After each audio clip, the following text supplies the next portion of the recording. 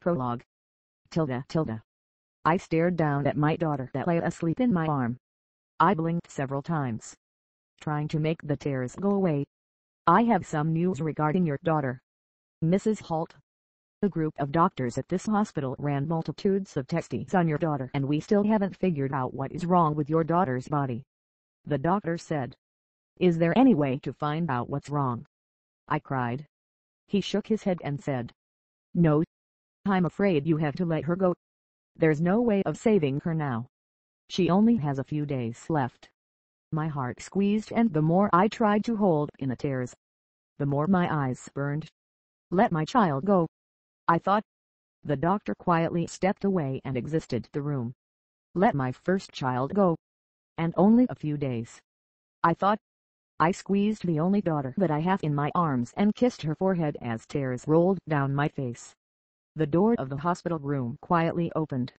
I looked up, and it took me a few seconds to see clearly that it was the most famous pediatrician, Edward Cohen, who was standing in front of me. Dr. Cohen's quiet steps approached me. Dr. Cohen, I whispered as I grabbed his arm. Dr. Cohen, please help me. She must be the one, Dr. Cohen said to himself. Please help me. Please. I will do anything. I'll do anything. I can't give you all of my money. I can't give you my house. I do anything. Just help my daughter. I know I'll own you, but please help me. I'll tell you what. I'll take her with me, and I'll see what I can do about this, because I think I know the problem here, Dr. Cohen said calmly. My eyes widened. Please remember to hand in your family record to the nurses at the front desk under my name. Tears began to form again. What can I do for you in return? I asked. He thought about it for a second before he leaned in and whispered it. I quickly agreed, because in that moment, all I'd cared about was saving my daughter. My one and only daughter. There's no other way of saving her.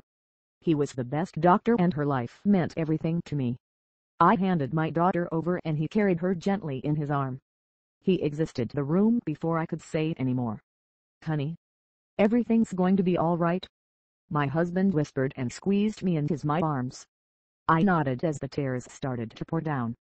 It took a few hours before Dr. Cohen returns back into the room with Vanessa in his arm. He walks in and closes the door behind him. Okay. I have the results, and I know what's the problem, but I can't tell you. Dr. Cohen whispers and looks over his shoulder. What I can't tell you is that you gave birth to a special baby. She is different from everyone else. She is not stable yet. What do you mean not stable yet? My husband asks. She has power that not everybody in the world has. From this day on, she is different. She will need time to control her power. Right now, she is not stable because her power is controlling her. To make sure that in the future this doesn't happen again, she's going to have to take these medicines. Trust me. It will help. Dr. Cohen says. What do you mean by power? This doesn't make any sense. I say, this doesn't need to make any sense to you. But remember the deal. I looked at him in disbelief. Should I even have trust this doctor? Is he really the best pediatrician? I got to go. I have another patient waiting for me. And like I said, I can't say much about it. Dr. Cohen says. He gets up and exits. He left the medicine on the table next to me. I looked down at Vanessa in my arms. You got to be kidding me. 17 years later. Tilda. Vanessa. Please come home right now. I have something important to say to you. Mom says on the phone. Mom, are you all right? Is everything all right? I asked concernedly.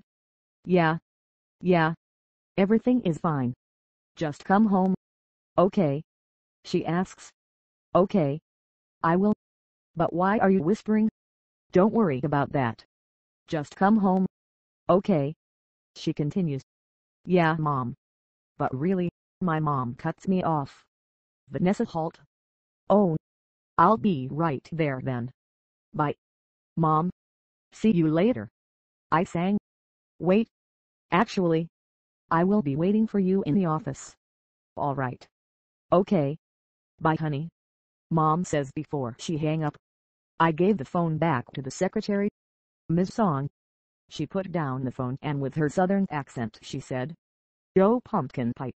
I think your mama is going to pick you up soon. You better hurry and get your things packed." "Okay," I said. "I'll come right back." "All right, darling. Gallop along," she said and turns back to do her thing. I ran down the hall to composition class and packed all of my things. I went back to the office again. This time, my mom was there filling out some form. "Hey, Mom," I said, relieved that she is okay. She quickly looks up and shoved the papers that she was filling out in her little brown bag that she carries everywhere. "Hi, honey," she said, smiling as she pushed some of her hair to the side of her face. "What was that paper about?" I asked, looking down at her bag. Her smile dropped, and I could see that she was trying to put the smile back on. She put one hand on her bag to make sure it was closed. "Oh, that's nothing. Really. Let's go home now," she said and guided my shoulders towards the back door that led to the parking lot. "Okay, I said stiffly. But I could feel that my mom was hiding something from me. When we stepped outside, I shielded my eyes from the blazing sun. I blinked several times before my eyes adjusted to the brightness. We got into the car and Mom started the car. It was silent all the way from the school to our house. The atmosphere in the car was extremely awkward and tense. My mom drove around a corner and I could see our house. It was just another ordinary house that anyone could be passing by. But today, it was different. Outside of our house, there were two long limos. My mom stopped the car a few blocks away from our house. I heard my mom sigh softly before I turned to her. "I knew that from the very beginning you were hiding something from me. Tell me now." "Mom, what is this?" I said, pointed at the very rich-looking people outside of our house. "Honey," Mom said softly, getting out of the car. She paused, deciding whether she wanted to break it to me now or later. "We'll talk about it in the house." "Okay."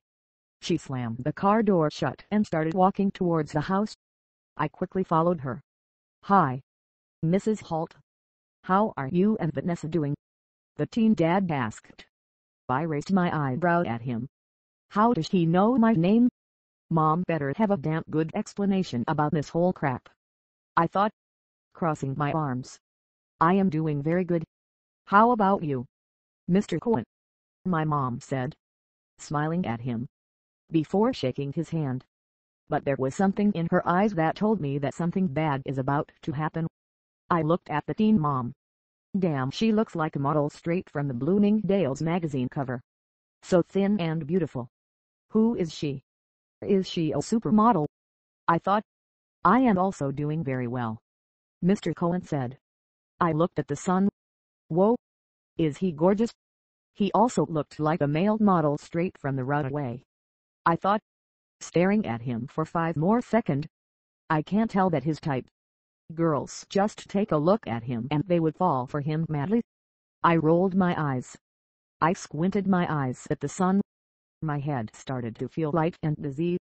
I looked at the boy again to see that his mother is whispering something in his ear. I only caught the word, "love."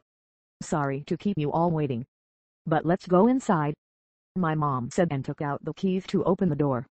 As we walked in, I can't feel that boy's eyes at me. "Please sit here," my mom said and they sat down in silence. That boy's eyes are still on me, eyeing my body like saying if my body was a type of body that he likes. I didn't dare to look at him and I didn't like him already. After a moment, my father came home. "Hello, Mrs. and Mr. Cohen," my father said. Again, I sensed something between them. They have a connection. Strange. Father settled down and looked at me and then looked at Mom. Mom looked at him back. Nudged him a little. This was awkward and I can't take it anymore. "Okay. What is going on?" I asked, interrupting the silence. My parent froze. I feel foolish in front of the guest. Whoever they are, I still feel foolish. My parent turned and faces me. How should I say this? Honey, Mom said and clasped her hand together. I know when she says how should I say this. Honey. Phase. It means there's bad news ahead. I gulped. I crossed my fingers behind my back, hoping it not something really bad. Please, I said a silent prayer. Please, don't make it really bad. How should I say it? Mom said again. I waited patiently and sit back. I was trying to act patient. I looked at my father and he was rubbing the soft spot between his index finger and thumb finger. He always says that when he is nervous. You are proposed to Jason Cohen. Should I say? My mom questioned herself. And by the name Jason Cohen, I know exactly who he was. The super sexy guy in my living room. But I didn't look at him. I was too confused to look at him. You got to be kidding. Right? I asked her. I stared at my mom for a moment to make sure she is not joking. My mom has a funny personality. But this got to be a joke. This shouldn't be a type of thing that she should be joking about. My mom didn't say anything. Instead, father started speaking. Yep. You heard your mother. Why are doing this? This is so sudden and random. What is this about? I asked. And was about to throw more question at them. But I didn't. Well, remember when you were 8 years old? You asked us why you have to keep on eating these medicine and why you can't miss taking the medicine. Even a day. Dad asked softly. Yeah. I said impatiently this time. I can't hold my patience in anymore. I wish I could just wake up from this terrible nightmare. Well, Mom said. You know the story when you were born. I know. I was weak. I was different. And the doctor cured me by giving me the medicine and now I am beyond healthy and I said. Yeah. You know that doctor is Dr. Cohen. And, you know, you were really weak. You could have passed away. But this special doctor decided to help us. He said that he would help us. If only you would marry his son. Now, you got to be kidding me. I said. I am sorry, honey. But this is the truth. Mom said quickly. How come you didn't tell me about the deal a long time ago? Why are you telling me now? Why didn't you explain this when I asked you about the medicine? When I was 8. I said. Getting up. My anger was boiling in my blood and I feel like screaming any moment. I'm sorry, honey. I should have. But I thought that you were too young to understand. Mom explained. Getting up to settle me down. She put a hand on my shoulder. I stepped away from her hand. To let her hand fall. You always think I am too young for everything. You kept everything from Emmy. You lied to Emmy saying that you told Emmy everything when I asked you did you tell Emmy everything. You didn't tell Emmy the truth about my life. You kept all a secret. I shouted. Honey. I am so sorry. It was my fault. I should have told you. But it was only for your good. Mom said and stepped closer to me. But I was too angry to listen. I didn't care and it was too much. I don't want to hear about it. I had enough. I screamed. This is too much. I don't care anymore. I shoved everyone away and ran for the door. It was too much. I have to get away. My mind screamed to me. I threw the door open and ran outside. I could feel my eyes burned. Not only from the sun's blazing rays. I continued running and running and running. Not know where I was going. But I know I have to get away from that house. She lied to me all along. She kept it all a secret. She did everything for me. Every bad thing for me. She doesn't care about my feeling. She never cares. I thought and my tears fell one by one. I blinked through tears and looked around. The park. I heard running footsteps behind me. I turned around and regretted. I wish I continued running. But I see him instead. Jason. Stupid Jason. I wanted to shout at him. He ran up to me and I quickly wiped my tears away. Where are you going? He panted out. I walked away. Going to the swing and sit down. He caught up to me and said again. Where are you going to go? Why do you care? Asshole. I said to him. He froze, but snapped back to reality. Because we are going to get married soon. He smirked and gently brushed his index finger under my chin. I slapped his finger away. Please don't touch me, asshole, I said and sent him dagger looks. But only his smirk got bigger. I am going to hate him so much, I thought. Move. I am going to swing, I commanded. I don't obey commands, he said, trying to be a wise guy. Then, learn how to, I said and started swinging. I kicked him several times and he moved every time.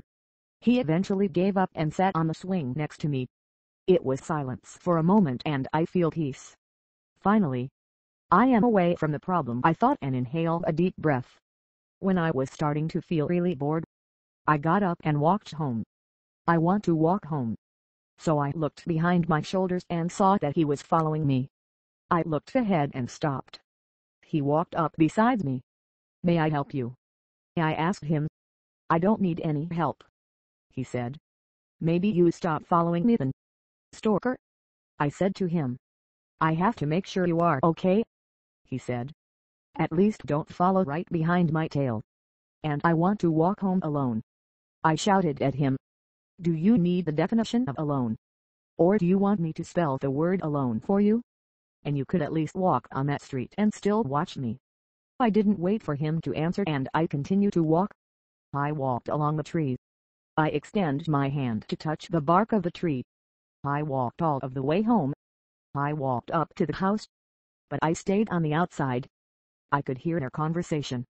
Yeah, I heard my father said. It would be better off if they lived together. Don't you agree? A woman's voice said. I figure it was Jason's mom. Yeah. Whatever's the better for them. My mom agreed sadly. We have to focus them to get as close to each other as possible. I couldn't take it anymore. So I threw the door open and their conversation stopped. They stared at me. I'm sorry, honey. Now, Mom said. I know. I hear you guys. You want me to go. I am going to go now. You want to focus me to do something that I never wanted. I understand, Mom and Dad, I said bitterly, looking at Jason behind me. Sweetheart, Mom started. I don't want to hear it. Mom, you know I wanted to be a single for the rest of my life. I told you that I don't want to marry anyone when I grow older. I have told you. Why are you forcing me now? I asked her. She responded. But I didn't have the heart to listen. I stomped up the stairs and into the room. I locked the door and cried in silence by the door. Someone knocked at the door and I screamed. Go away. I don't want to see you. And threw my brush at the door. I don't care if it was my mom or dad. Or is it the guest? I certainly don't care if it was Jason the bastard. I sat by the door for maybe an hour. Or maybe it felt like an hour. I grabbed my suitcase. I knew that they were still down there. I could hear their voice. I knew if I go down there again, we would have an argument again. There was no point talking to them, I thought. They have planned everything out already and I bet they would not change their mind no matter what happens. I opened the suitcase and threw everything in. I didn't care how messy it was. When everything was packed, I make sure the door was locked. I threw myself on the bed and fall asleep. Separations and totally confused. Tilda. The next time I woke up, I was on an airplane. I looked around. Why am I on the plane? I asked. I looked next to me and saw Jason. I sighed. I looked on my other side and nobody was there. Just me and Jason. Good. You are awake, Jason said suddenly, causing me to jump. I turned to him. Why am I on the plane? I asked. Because you are moving to my house, he explained. Wasn't I in my room? I asked him. Your mother has the key, so she unlocked the door and I carried you to the plane. He said that last part louder and smirked. I rolled my eyes. I didn't need you to carry me. You know. I said. Yes. I do need to carry you, he said and brushed his index finger under my chin. I slapped it away and murmured. Whatever. You are so annoying. I got up and sat on the seat next to me, away from Jason. I ordered water and drank it down with one gulp. I was thirsty. I looked at my side and Jason was on the seat next to me. Why do you always follow? Stalker? I asked him, narrowly my eyes. He turned towards me and smirked. He slowly leaned in enough for me to smell him. He smelled like cologne and shampoo mixed together and said, because I like you. His hot breath brushed against my ear as he spoke. I shivered a little. He leaned back and I stared at him blankly. I blinked several times to snap back to reality. His smirk grew bigger when he notices. I scowled at him. Yep.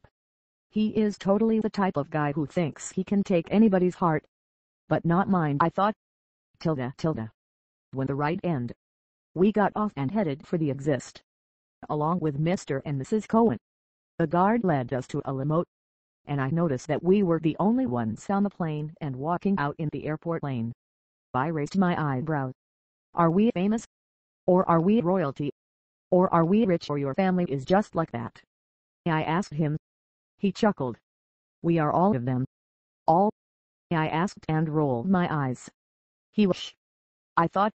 We got into the limo and the driver started driving right away.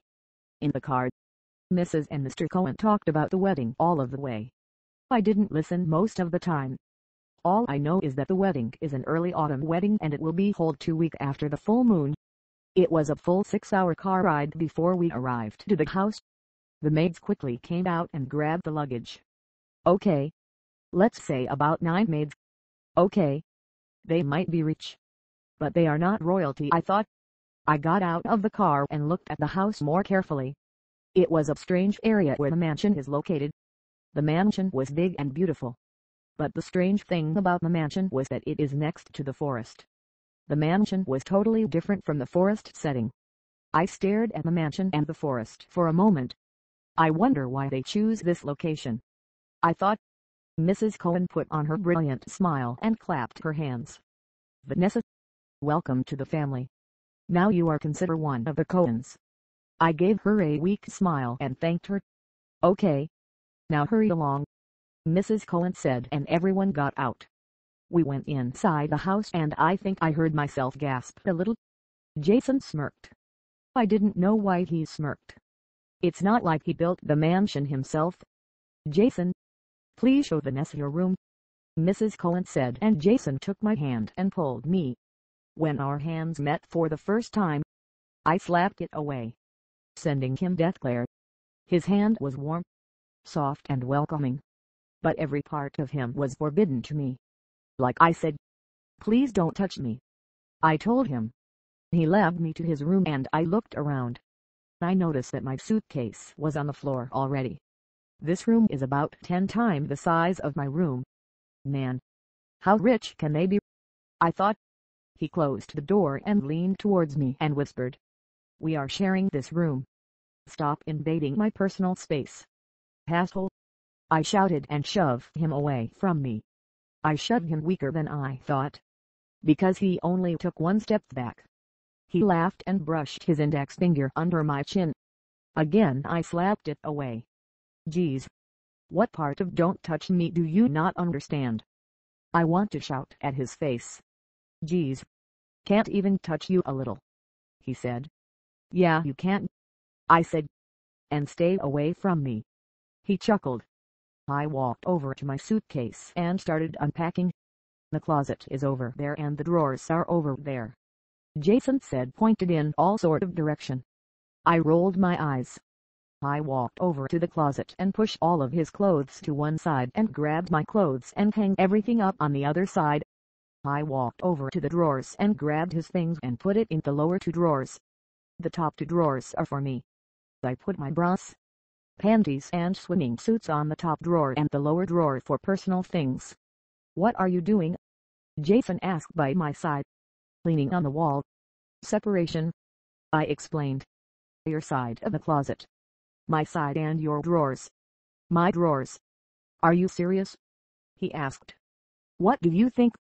I asked him back and crossed my arms. This is so stupid, he said. Number it is not. I told you. Stay away from me. And you clearly don't know the definition to that. So I decided to have a separation, I said back, and he just shook his head in disbelief. Then, there was a knock at the door. "Come in," Jason shouted. The door opened and Mr. Cohen stepped in. "How's everything going?" Mr. Cohen asked. "Everything is going," I started, but was interrupted by that $8 face Jason. "Everything is going perfectly, Father," he said and smiled. "Shut up. I'm talking." "Beach," I want to say to his face. But Mr. Cohen was there. "Well, that's great," Mr. Cohen said and clapped his hand together. "How may I help you, Father?" Jason asked. "I just want to talk to Vanessa about something." "May I speak to her alone?" he asked. Jason nodded and looked at me before walking out of the door. Mr. Cohen sat down. I got a closer look at him. He was handsome and charming. His looks reminds me of the asshole Jason. Blonde hair with leafy green eyes. "I'm sorry, Vanessa, that we have rushed everything here," Mr. Cohen apologized.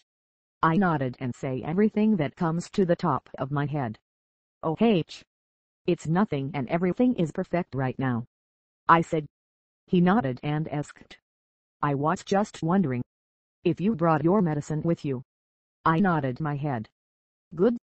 Can you show them to me?" he asked. "Sure. But why?" I asked and realized that I was rude. "I'm sorry if I'm number it is okay if you ask. I was planning on tell you anyways. I am planning to prescribe you a new medicine," Mr. Cohen explained. Unlike Jason, Mr. Cohen understands people's feelings. I thought. I got up and go get my medicine that I ate my whole life. I handed to him. He took it and poured one out. A pill with red liquid on one side. He shook it for a moment and studied it. "I will take it and study it in my laboratory," Mr. Cohen said. "In the meantime, you take this pill." He handed me a bottle of pill. It was different. Instead of liquid on one end, the whole pill was silver. Just plain old silver. "This pill will get you sick. You'll understand later. We are going to have meetings if you want to," Mr. Cohen said. But I just shook my head. Even though I have thousands of questions. "Okay. I will take these medicines in my laboratory and examine these. Meanwhile, you take this pill every other day for every meal," Mr. Cohen explained. Still looking at the old medicine. "If you need anything or have any problem, just look for me in my laboratory." Again, I nodded. "Great. Now I have to go. Bye and welcome to the family," he said smiling. "You have a good day," he said before walking out. I stared at the new medicine. Why do I need medicines? The old one was perfectly fine, I thought. The doorknob turned and Jason came in. "What happened?" he asked. "Nothing. It is none of your business," I said and shoved the medicine behind my back. I guess I haven't done it fast enough, because Jason turned pale. "No," he whispered. I looked at him. "What?" I asked him. "Let me see that," he said louder. "No," I shouted. He jumped on me and wrestled me. He is heavy. I swear I could be crushed under his weight. "Get off of me," I screamed, wrestling him back to break free. But he was so much stronger than me. He quickly snatched the medicine from my hand and held it too high for me to reach. He got off of mine and I tried tippy-toeing, but I still could reach the medicine. "Give it back, you ASSWIPE," I screamed. Jason continued to hold it high up. He studied the bottle and he turned even paler. "Number it can't be that one," he whispered. "What?" I asked angrily. I stared at him and blinked for a moment. I froze. Was that my imagination? But did his eyes turn silver, like the color of the medicine? I thought for a moment. I stood here speechless. He stomped towards the door and headed out. I shook my head. That can't be. Maybe it was just my super eyes. I have super eyes and that cause me to see things that no one can see. I swore it was not an imagination, my other side said. I shook my head and ran out of the door trying to find Jason. I ran down the hall until I heard shouting. "Father, you can't do this. I heard Jason shouting. I walked towards the door and leaned on it. "Shh. Keep it down, son," I heard Mr. Cohen whispered. "Dad, it is too early. She is going to freak out," Jason exclaimed, and I can infer that the word she means me. "Number, honey. It is not too early. She has to know about it," another voice said. By the high-pitched voice I know is Mrs. Cohen. "She is going to think that we are monsters," Jason said. "What in the world are they talking about?" I thought, completely confused. "No, I am not going to let her take the medicine yet. I am going to," Jason said, but was cut off. "Jason, listen," Mr. Cohen exclaimed. "Listen to me. I will decide when I want to tell her, and I decide when she should eat the medicine, which is today. And I don't think it is too early." I have never heard Mr. Cohen's voice sound that mad. Then, the next time I know is that the door swung open and I was falling sideways. The fall seemed slow, like it was on purpose for me to see everything. And this time, I swear I am seeing what I am seeing. And this time I was believe what I saw. Jason's eyes were silver, instead of deep green, and when I was fall, Jason made one swift move and he caught me with one arm. My eyes widened to stare into his eyes.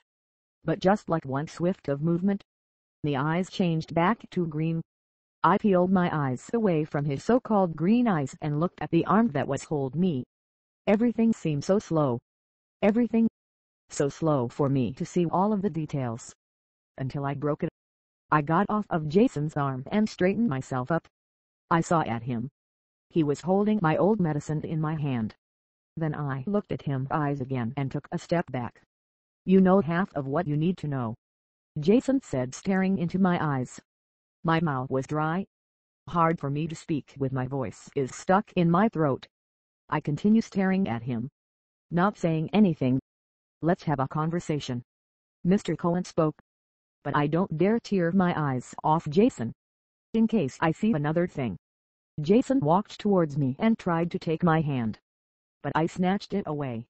I turned around and looked at his whole family. "We can talk about it, Vanessa," Jason said.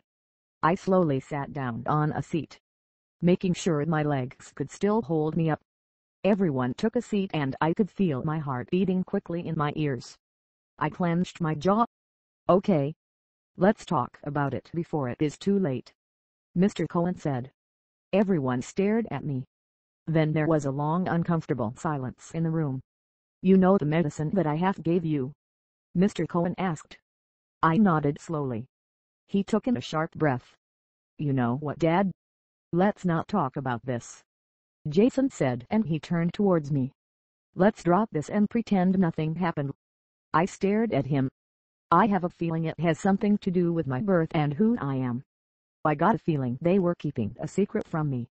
As much as I wanted to say yes, I said no. Jason stared at me and has gone pale. "I don't think you will drop this until I find out. If it is something about my birth or who I am going to find out. I want to know it." "That's me," I said. Then there was silence. I just want to scream at them to tell me, because this was taking forever. Until Mr. Cohen started talking. "I guess we have to tell her. You know, honey, that medicine is to wake your inner you up," Mrs. Cohen said, and I turned towards her, who had stayed quiet for a while. I stared at her. "Inner me? What do you mean inner me?" "I am awake," I said, feeling stupid. "How should we say this? You have power and you—" "What?" I said. "Power?" This was ridiculous. I am feeling like I am back to being the child, believing that there was magic powers and mythical creatures in the world. Yes, you do have a power, and what I want to say next is that you are truly a werewolf," Mrs. Cohen continued. "Okay, they are rich and everything, but they seriously having problems telling me that I am a werewolf. Ridiculous, I thought." "Werewolf?" I asked. "Remember your mother told you that you were born weak," Mr. Cohen said. I turned to him and nodded. "You were weak when you were born. You have problems, and I don't mean mental problems, but inner. Self-problems, he said. My mouth hung. They seriously want me to believe them. And inner self-problem. What is that? What do you mean? I asked. I was trying to flow with this cool story that I was listening to. You know how we said that you have power when you were born. Your power was too strong, causing your body to be tired. Your power was so strong that you couldn't control it yourself. The power was wild. You lose a lot of energy like that and you soon became weak. Mr. Cohen explained. I nodded my head. We are not joking. You are a werewolf and we all are, Mrs. Cohen said and stared at me. I stared into her eyes. And the next thing that happened scared me so much.